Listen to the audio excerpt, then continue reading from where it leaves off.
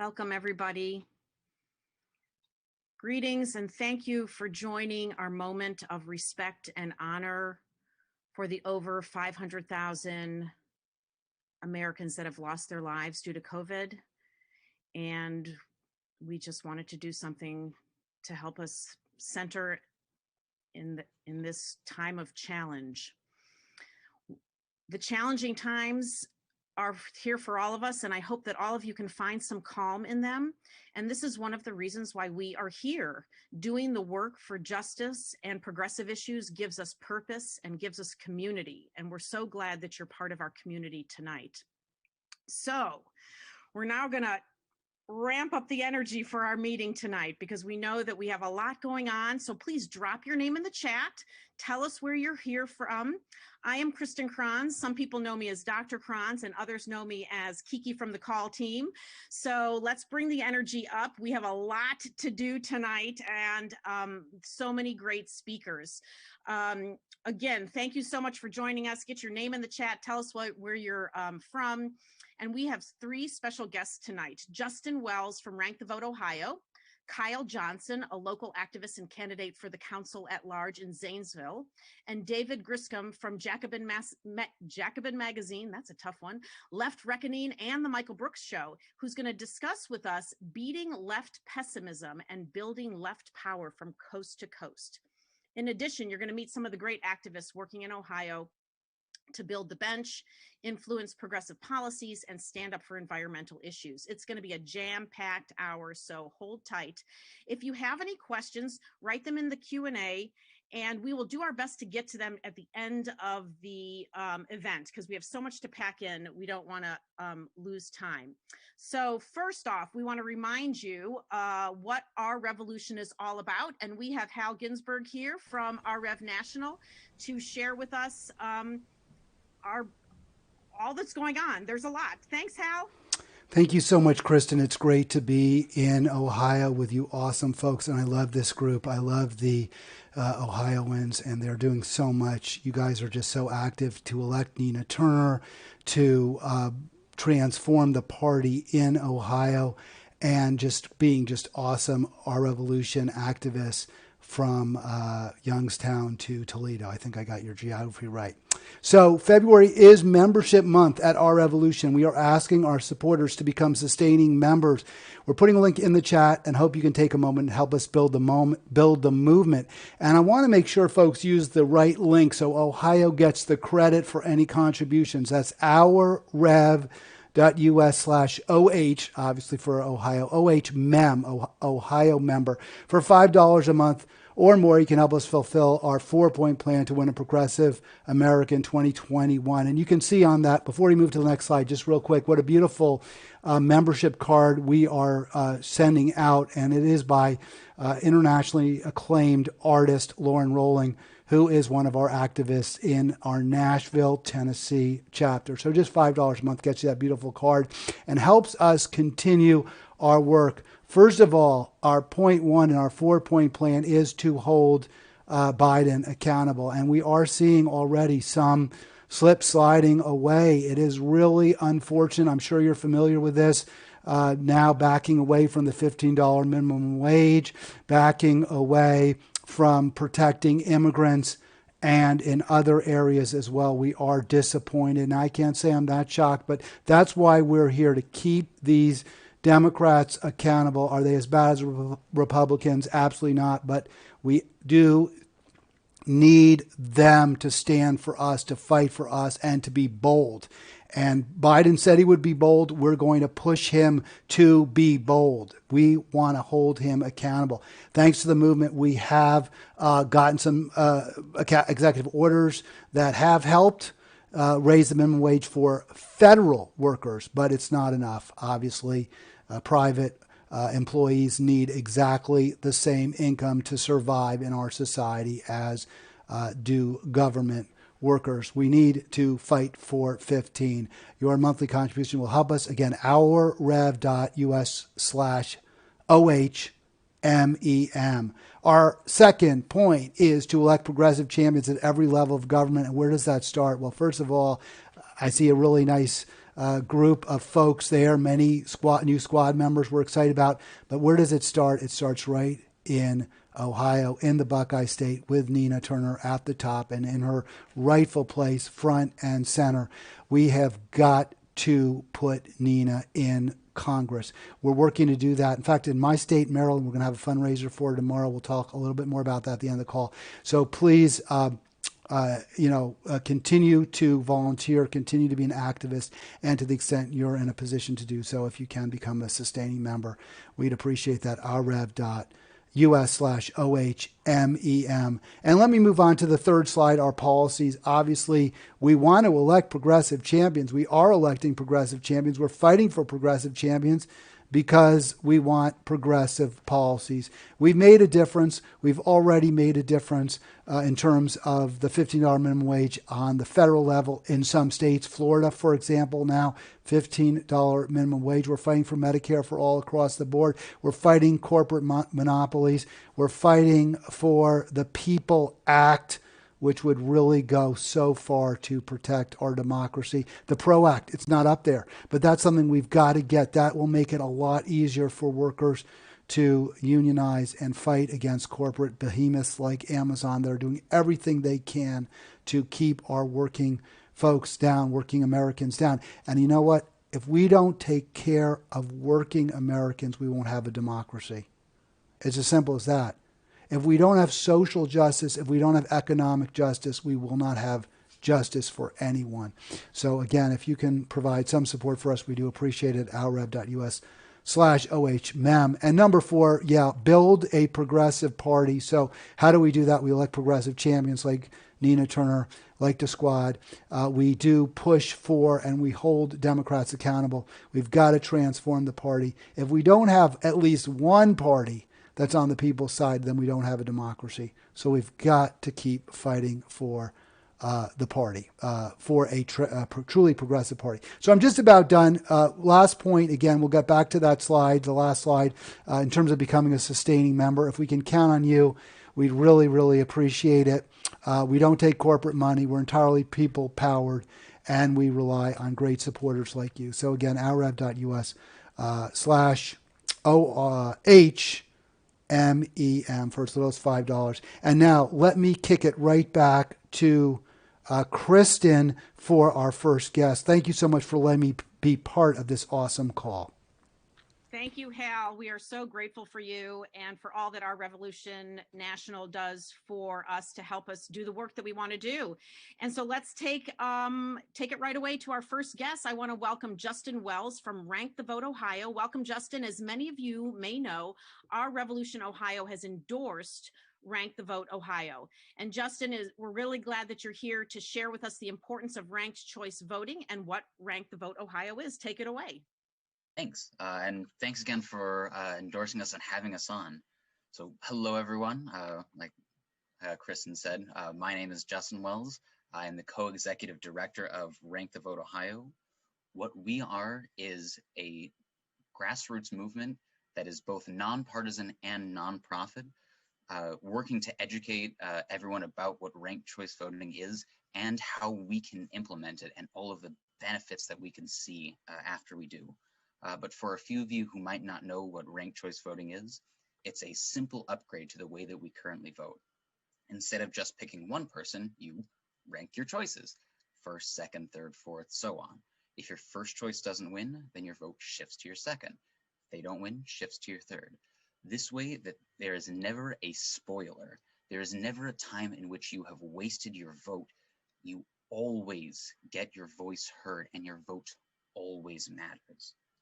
So what this allows us to do is we get to run progressives. We get to run people actually fighting for the people against the establishment and against moneyed interests, allowing us to pick who we really want, not just the ones that we feel we're forced to pick. So the major issue that we have to understand is nuance can't exist if your only options are yes and no. And so when other options aren't possible, they are neither learned nor understood.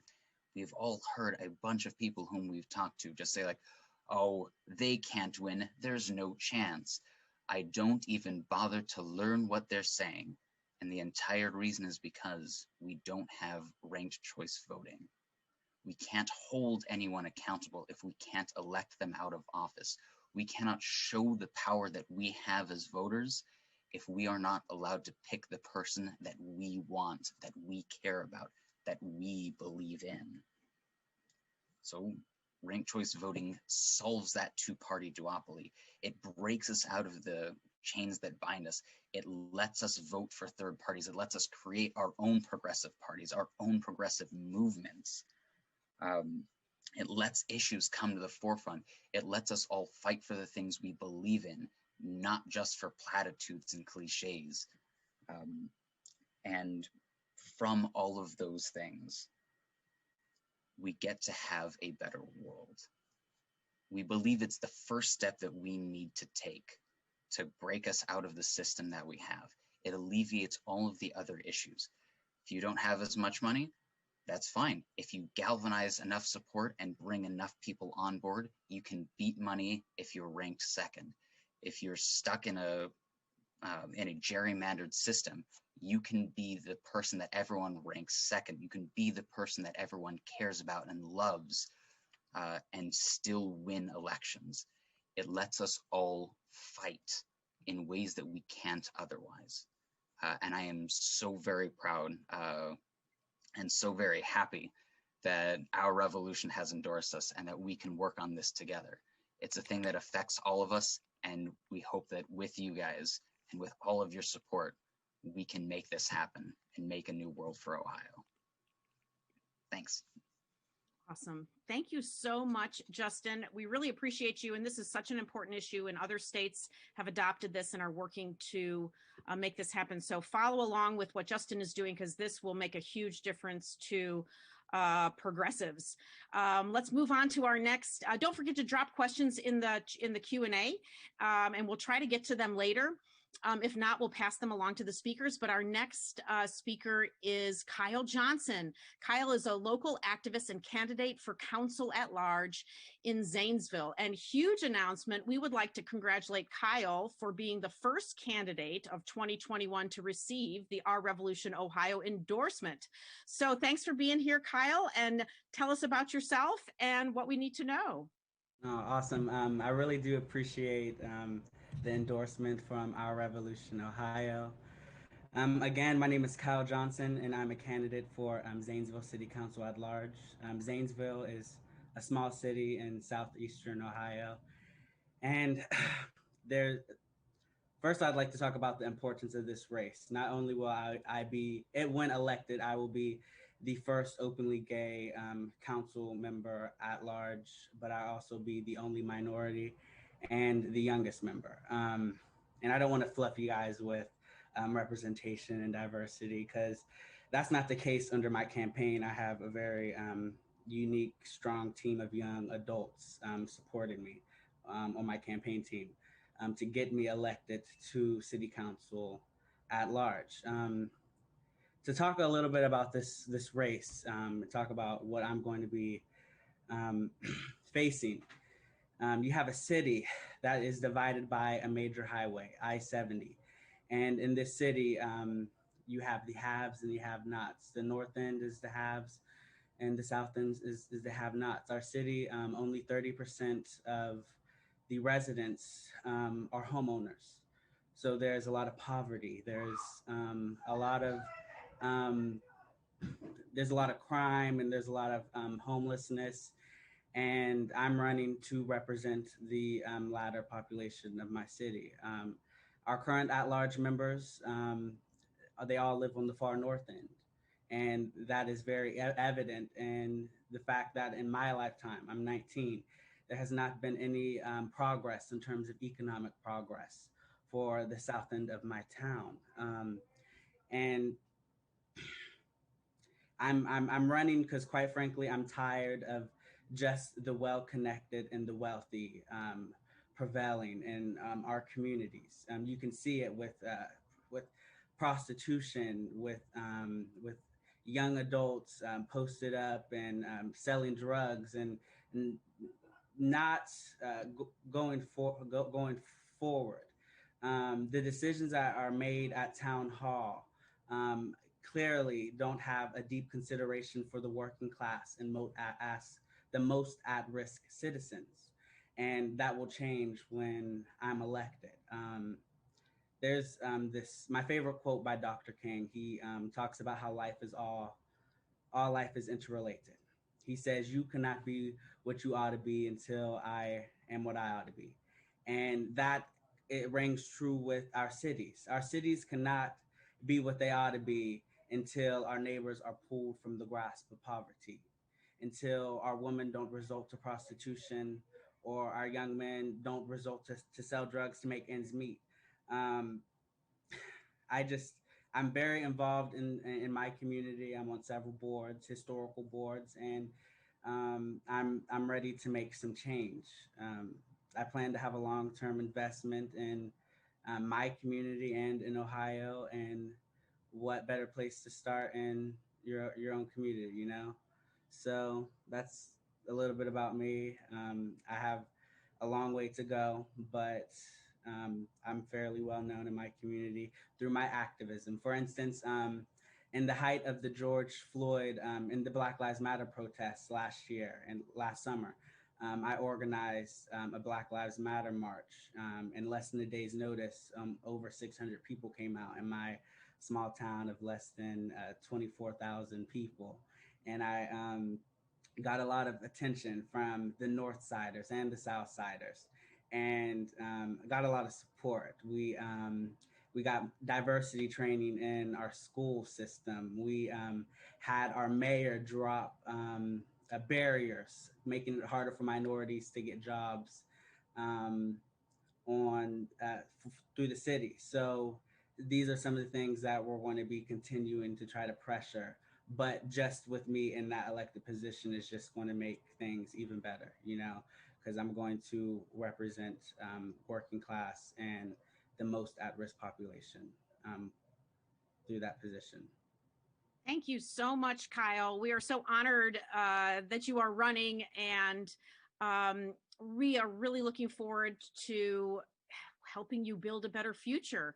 Looking forward to working with you to help get you elected.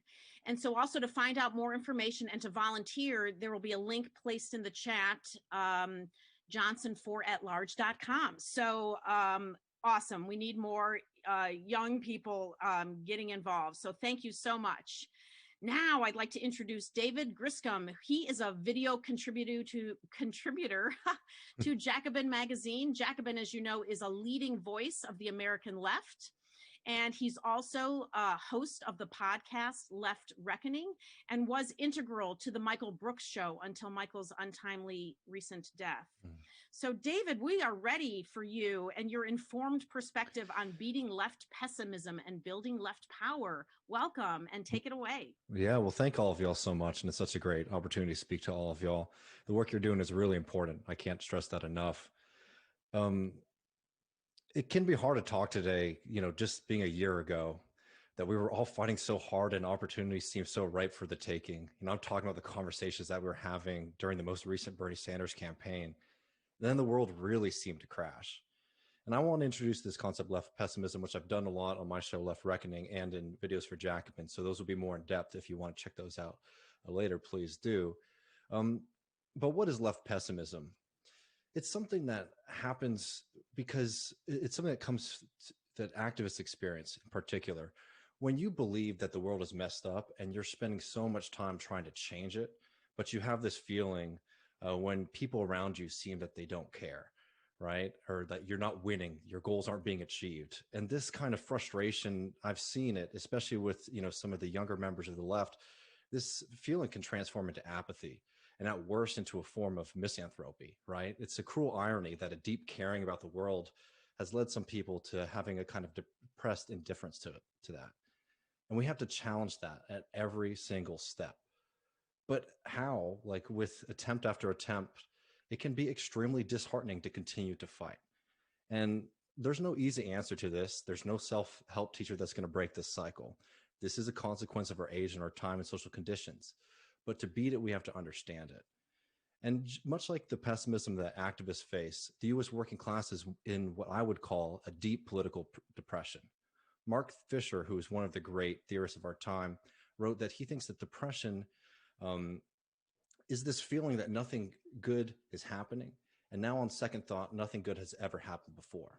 And obviously, that is not a state that we can be in if we want to build our transformative politics. Our politics are incredibly optimistic. But to be able to achieve our goals, we have to be constantly rooted in this struggle. Because we're seeing across the board, and Matt Karp has a really excellent essay called The Politics of a Second Gilded Age in Jacobin, which you should check out, that there's a mass class de-alignment happening across the country, right? While we're bringing in all of these people into these left movements, we're also seeing people falling through the cracks. And a lot of that has to do with the way the Democratic Party has been run for generations and generations. We're living through this bipolar period where mass left organizations like Our Revolution and DSA are growing, still not as much as we need to, but we're in such a better position than we were 5 years ago. And I have to say that, especially to younger members, it was a tough place to be a left winger in this country 5 years ago, and we're in a much stronger position today. But despite this movement, we are seeing this mass de-alignment from working class people in politics. So how do we change that? Rowan Burnshaw, who's the editor of Tribune Magazine, has this great call that he says the job of the left is to convince working people that politics can change their lives. I can attest to this truth. Much of the organizing and movements that I follow are in Texas and the South, as well as global movements. A lot of our task right now is not so much convincing working people that they need to support things like Medicare for all, higher minimum wage, all these kind of protections that we're fighting for. It's convincing them that these things are possible. And I'd argue that a lot of us have to rise to meet that challenge and understanding our current political scenario and doing organizing that we have a very different end goal than a kind of typical politician, because we're fundamentally trying to change the world around us and the conditions around us, right? We're not trying to maintain the system. We are trying to fundamentally change it for the betterment of working people. I look towards the great examples that we have in this country from the American progressive movement, for example, the populist movement, wherein you saw farmers across the country who got together and started talking to each other about what their conditions were and why they weren't getting ahead.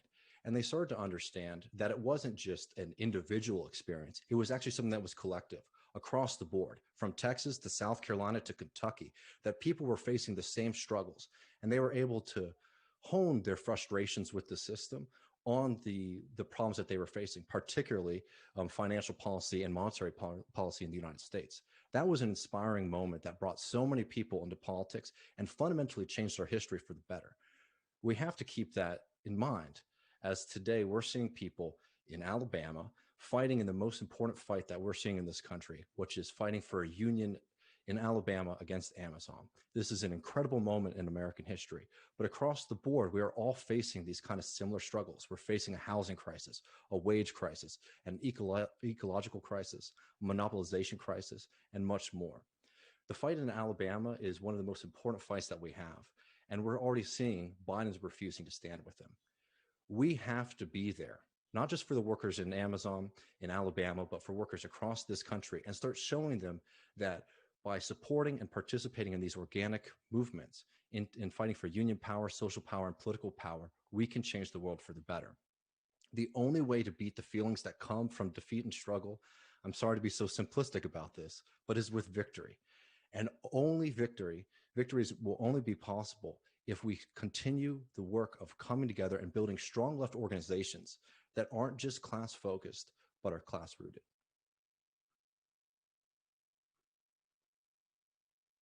Thank you so much for being here. And I think that just underscores why we're here today, and rooted in the struggle. I love that. And I also want to say that I miss the community that we had when we were physically together, because you could have that low day and then you'd be there with somebody else that would bring you in and remind you why you were doing the work. So I'm grateful for the people that are joining here today, so we can remind each other why we're doing the work and that it's possible. And we see that it's possible because we've actually been making strides and progress. So thank you so much. And I look forward to diving into your podcasts and and all your other work. Thank you so much for being here, man. How awesome is this meeting? Great people here today. Now we're just going to move on and talk about a couple policy points that are happening. So our next speaker is Lorain County Commissioner Lundy. Matt Lundy has served as Ohio State Representative, former councilman for the city of Avon Lake, and former Assistant Safety Service Director for the city of Elyria. You may remember him as an award-winning investigative reporter and TV news anchor. Welcome, Commissioner Lundy, and congratulations on your recent appointment as president of the Northeast Ohio Area-Wide Coordinating Agency. That's awesome. And we're ready to hear from you more about the CARES Act funding. Take it away. And you might be on mute. Do we have Matt here? Let's see here. Sorry about that, guys. There you go. You're there. You can never tell I used to work in broadcasting, right? I didn't turn the mic on. Okay. It's all good. It happens, right? But thank you for the opportunity to speak with you this evening and be part of our revolution. And just for starters, so you know where Lorain County is, we border Cuyahoga County to the west. We're also a lakefront county, population a little bit over 300,000. For the most part, over the years, have been known as a Democratic county, I guess you could say. But unfortunately, we got hit by the red wave and lost two of my colleagues who were up for re-election, and that has changed the dynamic significantly. I was used to being in the minority when I was in Columbus, which we can thank lovely gerrymandering for that. It certainly has made Ohio a very different place than what it could be, and certainly doesn't align with, I think, the thoughts and feelings of lots of Ohioans. But also had the opportunity to serve with then Senator Nina Turner, so I got to know Senator Turner quite well, and we had many a good issues down there that we worked together on. Also, I had the opportunity to chair the Consumer Protection Committee, very much concerned with consumer issues. That probably goes back to when I was working, doing investigative reporting and working on consumer issues as a reporter, and certainly enjoyed that. So I was, needless to say, no friend to the payday lenders, no friend to the utility companies. And I know that Representative Crossman is coming up to speak a little bit about HB6 and the ongoing games with utility companies down there in Columbus. But I wanted to just let you know we had some pandemic relief grants that were made available in our community, and just the winds of change that blew into Lorain County as a result of the red wave. And that is that literally on day 2, my new colleagues decided that one of the first things they decided to do was eliminate our Race and Equity Alliance that we had formed in Lorain County. And, you know, that sent a clear signal that change was on the horizon. And then literally 1 week later, they rescinded pandemic relief grants that we had provided for the community. COVID dollars came into the county. We were able to plug in a lot of those COVID dollars for our safety forces in our jail. That freed up some general fund dollars. We were very concerned that in Washington, they weren't going to be able to get on the same page, especially with Senate President McConnell not wanting to really get anything done there. And so we felt it was very important to get some funding to help our community through the first quarter of 2021. So as a result, being in a good financial position, we were able to put together several grants. In fact, grants totaling almost $4 million. And those grants were for rental assistance, utility assistance, food assistance, also helping with housing for addiction recovery, housing for battered women, and also assistance for veterans in our community. Unfortunately, some of those things did not get processed before December 31st. And so that was requiring a reappropriation. But my colleagues, 2 new colleagues said, sorry, that's just not going to happen. We know that all these organizations may need the money, but we're not a foundation. And so we are not going to allow those dollars to move forward. Very devastating for the county and for those organizations. Those folks were crying the day that we announced that the grants were coming to them. Stop and think about trying to hold fundraisers and raise money and get the community mobilized during the whole COVID situation. And so this is really going to help them get through some rough times and get through the first quarter of 2021. But they made the decision that they were just going to put the brakes on everything, not honor it.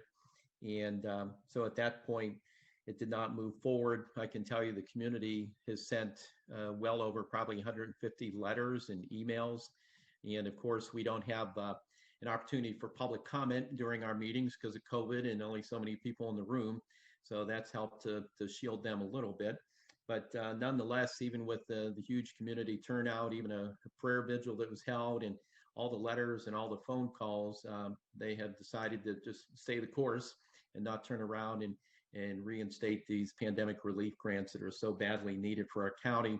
I also attempted to bring the item back up on the floor last week, and obviously without a second, we weren't able to move forward with it.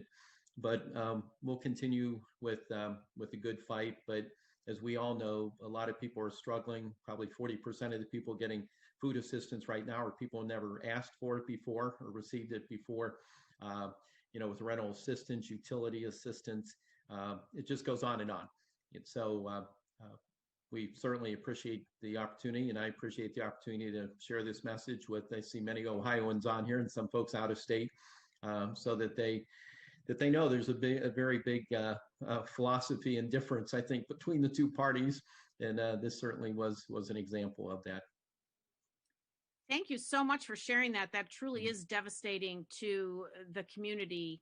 And apparently there is a letter writing campaign, and I think we have a link to the Action Network. Is that something you need us to continue? We will share that in the chat. Yeah, absolutely. Absolutely. And the important part is a lot of these organizations have some very dedicated volunteers. And for anybody who volunteers for any of these organizations in our communities, we do that because we're dedicated to the organizations, right? Because there's plenty of other things we can do with family time, but making the time to be dedicated to these organizations. So everybody's been very vocal. Church community has joined in, to make sure that they're making their voices known. But any support we can receive will certainly be helpful. And I have to admit, I'm not terribly optimistic they're going to change course. They're very dug in. And so we'll continue to see what we can do. I'm hoping more assistance will be coming to local governments from Washington, but we'll have to see how that works out too. Well, thank you, Commissioner Lundy. Thank you so much for being with us here tonight. And again, check out the link in the chat for the letter writing campaign. That the Action Network makes it very simple to do. Our next guest is State Representative Jeffrey Crossman. Jeff represents Parma, Brooklyn Heights, Cuyahoga Heights, and part of Southwest Cleveland. Jeff Crossman began his first term serving the Ohio House in January of 2019, and he is a dedicated public servant and brings his 5 years of experience as a Parma City Councilman to the State House. Welcome, Representative Crossman. We're ready to hear about HB 6 and the Speaker, who must not be named. Take it away. And Jeff, let's see if you're there. I am. There we go. It's all right. Good. Thank you, Kristen. Yes, the House Bill 6, the illustrious House Bill 6, and Speaker Householder. Well, look, I'm going to start from House Bill 6, and most of us know what House Bill 6 was. The bill that was passed in 2019 that gave subsidies, taxpayer-funded subsidies to First Energy to operate 2 nuclear power plants in Perry, Ohio, and out near Toledo, Davis-Besse. At the time that we were debating that legislation, it was apparent that they, meaning the Republican majority, were bent on pushing that bill through very, very quickly. Initially, it was termed a clean energy bill. They claimed that nuclear energy is clean energy, and at some point during the bill making process, they decided to forego clean energy alternatives such as solar and wind, cut them out of the deal, and embrace coal-fired plants. And there were subsidies that were given to these coal plants through House Bill 6. That one of which the plants were not even located in Ohio. So those are some of the reasons why I voted against the bill. I actually voted against that bill twice, both when we first passed it out of the House and then after it came back to the House after getting some amendments from the Senate. But ultimately it passed by a few votes, unfortunately with some Democratic colleagues' support. And then of course last year, we found out that, sort of how they were able to manipulate the process, which is, through the alleged bribery scheme. And I say alleged because I think Householder is entitled to his day in court, but it's getting more and more apparent by the day, not just because of his 81-page indictment, but also because Generation Now, the entity that he had a hand, at least apparently had a hand in creating, that was behind all those television ads that we saw about Chinese involved in our energy grid and all that, that he was controlling it, and they've recently pled guilty. After Speaker Householder was indicted, I stood up on the House floor and asked that he be removed from office, and we had a vote. That was in July of last year, and the Republicans decided to keep him there. And then their reasoning at the time was that well, we only get one bite at the apple. That was their legal analysis. They got one bite at the apple. If they kicked him out now, he's on the ballot. He's going to be reelected because his area is going to vote for him again. And at the time, I think he had no opposition on the ballot. Then he's going to come back in January, and we're going to kick him out then. Well, that hasn't happened because we're in February, and he's still a member of the State House of Representatives. And we've asked the Speaker. People have approached me to see if I'm going to be willing to stand up on the floor again. And I've told them that it's time for them to step up and do their own dirty work and clean up their own house. However, I do intend to reintroduce House Bill 750 from the last General Assembly, which would sort of provide incentive to members indicted on felony corruption charges for holding public office to encourage them to resign, because the bill would require that they reimbursed for any benefits that they receive from the time of their indictment to the time of their conviction. So, I mean, I think the first thing we should be doing, whether you're Republican or Democrat, whether you're an independent, is ensuring that the laws that we pass are truly in the best interest of the people. And that's the kind of legislation we should be passing. And anytime we have a member like that at the State House that's indicted on public corruption charges, it doesn't help any of us try to get work done that people can believe in. So please look for that. You'll see that coming soon. People need to have faith in their government. They can't have it if people are corrupt and there's taints of corruption. Where do we stand with House Bill 6? I can tell you that there have been no less than at least 5 or 6 pieces of legislation that we've seen already in committee, and we've only had 2 committee hearings in public utilities in the House. Last week we heard 5 different bills on some form of repeal of House Bill 6, 2 bills which were outright repeals of House Bill 6, and other bills that were sort of partial repeals. I don't want to go too deep in the weeds of it, but there are multiple bills out there. It looks like in the House, Representative Hoops, who is the chairman of the Public Utilities Committee, has his bill that he intends to push. And then out of the Senate today, we heard for the first time Senate Bill 10, which is Senator Romanchuk, his vehicle to undo some of the charges that First Energy was tacking onto your bill to subsidize these new power plants. It does look like there is momentum behind getting some type of repeal of House Bill 6, whether partial or in total. I still think that the entire bill needs to go. I think, if there is some public policy reason that justifies subsidies to nuclear power plants, then let's start over. Let's give the people faith that what we're doing is actually in their best interest, and remove the taint of corruption from a piece of legislation that never should have passed in the first place. And so I think my position is let's withdraw the entire thing, start from scratch, parent. It's pretty clear right now, even Energy Harbor, which is the new name for the First Energy Solutions entity that went through bankruptcy, they're even saying that they don't really need these subsidies anymore. So I want to strip these subsidies and cancel out the COLA subsidies as well, and move forward on a new Ohio with other alternatives. Thank you so much for that update. We really appreciate you and the work that you do, Representative Crossman. We really appreciate it. A few more things to head on to. Next, we have Matt Martin from Akron. As many of you know, he's one of our lead organizers with RREV Akron, which of course was born out of the Bernie campaign. He is also our volunteer coordinator with RREV Ohio's Nina Turner movement. So take it away, Matt. He's going to share with us some neat news. All right, thank you, Kristen. Appreciate it. All right, so like Kristen said, I have some really great news to share with all of us. Some of you may have heard that recently here in the city of Akron, our city council was considering a bill that would essentially lease mineral rights to a fracking company to drill on some city-owned land that was actually a bit north of the city up in Geauga County. A big part of the reason why this is considering is, well, one, obviously, we need less fracking in the world because climate change is a national and worldwide emergency that's facing us, and we need less fossil fuels being burned.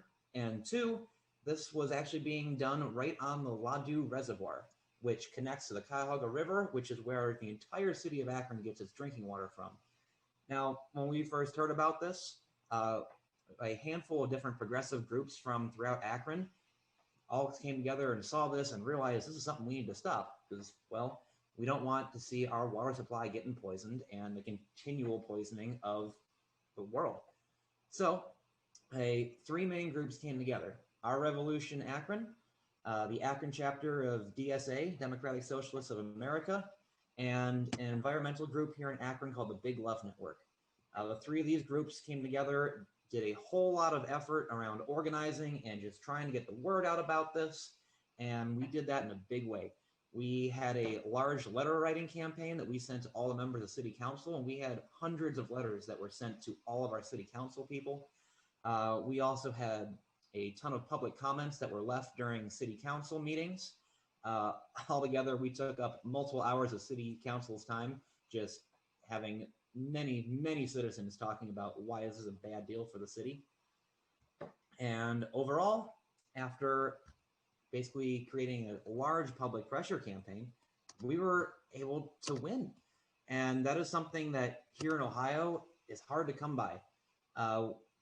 In Ohio, more often than not, the oil and gas industry gets its way.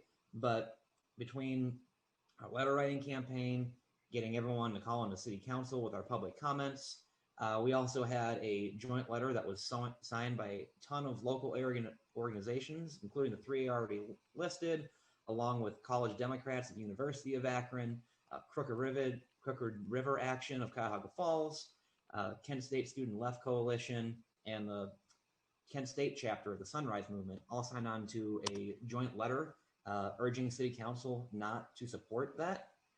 And between all of the public pressure that all these groups put on, we were able to defeat this proposal in City Council, and it got completely withdrawn from City Council's agenda. The mayor even put out a statement saying that they will not be voting on this now or in the future. And I think this serves as a great way of showing that even though sometimes it can look bleak when we're fighting the oil and gas industry, but when we have progressive groups coming together to tell our elected officials that no, we will not stand for fracking within our community, that if we have enough people saying that, we can win. This is a great example of our revolution's motto. When we organize, we win. That's exactly what happened here in Akron. Matt, it was really amazing to watch you guys work, and it is so impressive. And congratulations, because it was amazing to watch everybody organize and get it done, and hope for the grassroots movements. Thank you so much. Now, more hope, because we are fighting for Nina Turner, and we've been bringing in volunteers from across the nation, and I've never seen the hope. It's been a while since we've felt this sort of hope again. So we've got Kendall Sutton and Sarah Marilyn are going to both talk to you guys about different ways that you can get involved, volunteering to help us get Nina Turner elected to Congress. Take it away, Sutton. Thank you so much, Kristen. I am one of the volunteer coordinators along with Matt for the CD11 Nina Turner efforts. Today, we actually hit our 1,000th volunteer just for CD11 efforts. So we have over 1,000 people nationwide that are eager to help us get Nina elected. We are starting our Neighbors for Nina program. We have training coming up, pretty much covering all aspects of organizing. So make sure that you stay tuned for that. If you are in CD11 and you are interested in helping with our Neighbors for Nina program, please feel free to send me an email personally and we can get you assigned right away. I'll drop my email over in the chat and we're off to a great start. We'll hopefully know the election date very, very soon. It's looking like it'll be August, but we already have so much momentum for Nina and we're very excited to see what happens.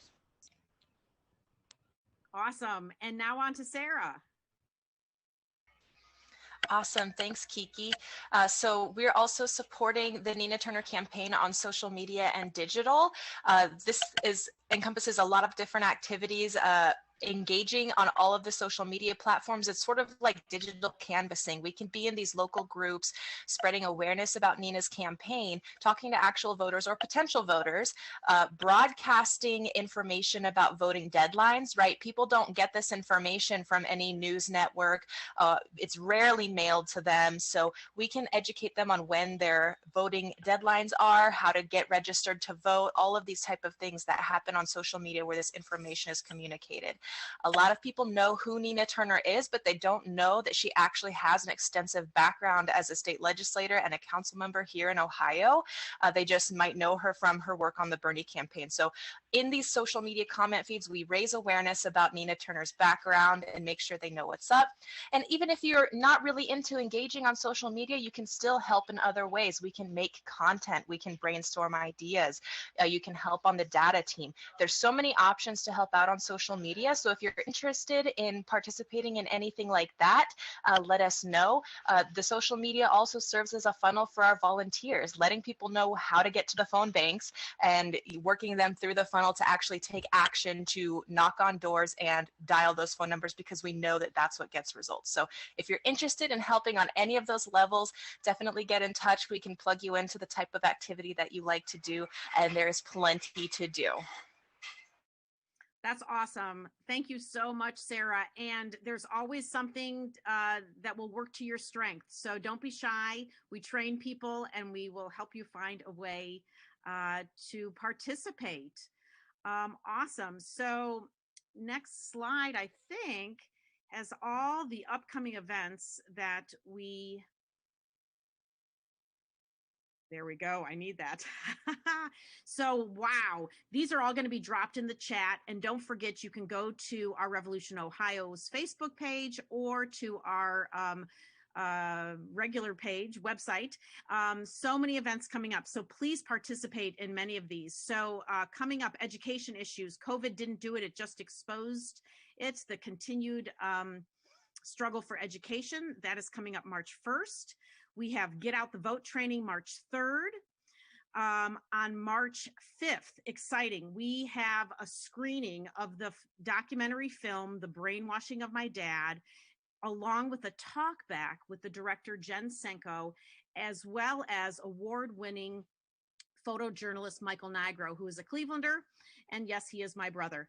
But wonderful talk back we're going to have about independent journalism, mainstream media, Fox News, and the brainwashing that occurs. So please join us for that and share that event.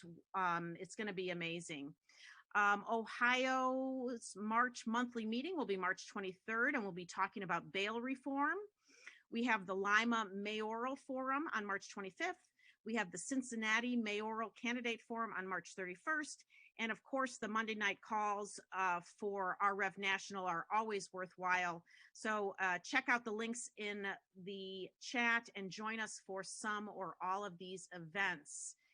And we also have an upcoming fundraiser with Nina Turner and Representative Cori Bush. So we have another slide for that one. And that's going to be coming up. Thank you so much. Wednesday, February 24th. Well, that would be tomorrow. So join this amazing fundraiser and hear these two amazing speakers. Never a dull moment for that. So I think we have all the events there. And let me just check my notes here. Anything else? Just to remember that we'll be phone banking for Nina every Wednesday and Sunday night. And again, you can go to ourrevolutionohio.com for lots of information, articles, and things about us. And we are all set. And we'd like to close out if everybody wants to get unmuted. And we'd like to close by saying, when we organize, we win. And so appreciate everyone being here tonight, all the speakers, all the information, and we will send out some follow-ups. So again, when we organize, we win. We win. We win. Say it again. When we organize, We We win. win. Thanks, everybody. Good night. Kristen, Yes. we still have 5 minutes if you want to answer some questions. Go ahead. What questions have we got, Diane or Matt? Okay, let's see. Thank you. Good. There's always time. Yeah. So yeah, we I know that there are a couple questions here. There's one for Commissioner Lundy from Aaron. I'm looking in the Q&A. I'm sorry, I'm not on camera because I've been doing the tech behind the scenes. How do we keep pressure on Moore and Hung so that they don't think that they just this is just going to be forgotten? Yeah. Well, I think, in addition to the emails and the letters, and, I think the phone calls to the office certainly help out. But I think probably the best thing will be when we finally are able to get back in the meeting room and people can actually start coming to the meetings and speak during public comment. I think that would be helpful. And, letters to the editor are still effective. I know a lot of people don't believe in them and, in more online stuff, but that certainly is something they pay attention to when they have to open the paper every morning and see their name. That's really helpful. Thank you. Mhm. The other thing, there was one here for Representative Crossman. I see you were typing an answer. How do I volunteer for you, Jeffrey? What are your main issues you want to help with? I guess I think you're running for again, right? Well, I just got reelected in 2020, so I will be running again next year. Okay. And you can always contact me at my Facebook page, which is @Crossman4Ohio, and be happy to connect with you there. Okay. Now, somebody asked if you could explain again about HB 750 because you kind of bleeped out a little bit. Yeah, I typed the answer there, but it basically, and I put a link in there, it would require a state legislator to repay their salary and benefits from the moment they're indicted through the time they're actually convicted. So that would actually encourage people like Representative Householder to resign in the face of a public corruption indictment. Okay, great. Well, thank you. Well, I'll ask one more question of David Grissom.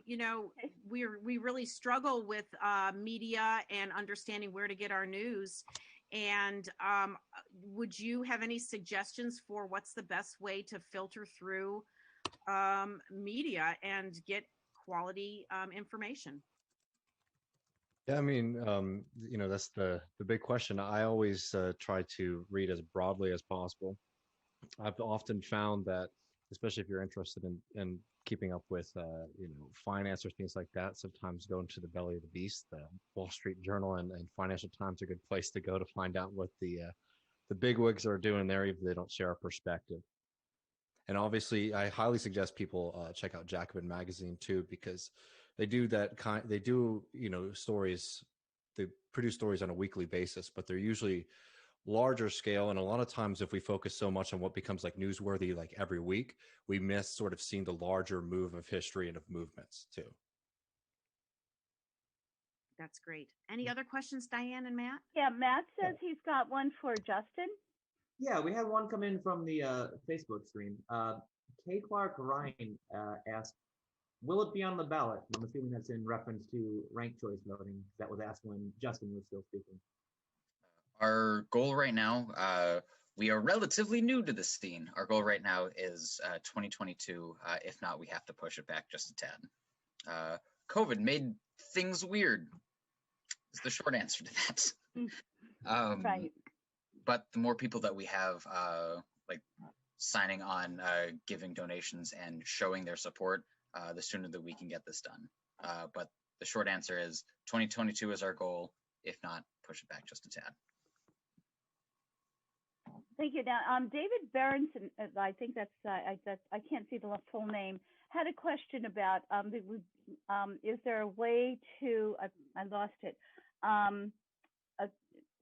with the David, are you there? Maybe you can unmute yourself and ask the question. I don't know. I just lost it. Darned.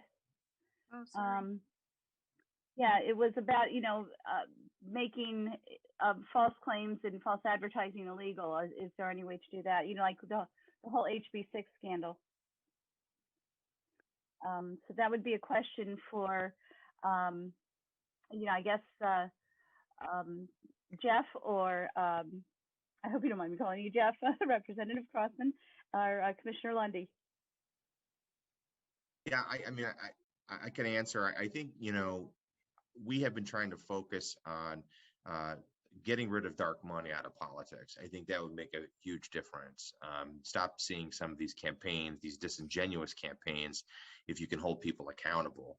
The advertisements that they ran in 2019 all over television, they sent mailers out claiming that that the Chinese were involved. They were just completely and wildly inaccurate.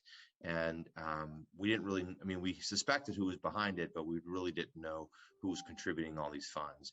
And had First Energy disclosed that it was their money, I think they would have stood, to be held more accountable than they, at least at the outset, than they were initially. So that's the main focus, I think, for us here at the State House. We've been pushing those sort of good campaign finance revision laws to make things more transparent and put some strong limitations around some of the antics that were going on to undermine the People's Campaign to try to repeal HB6.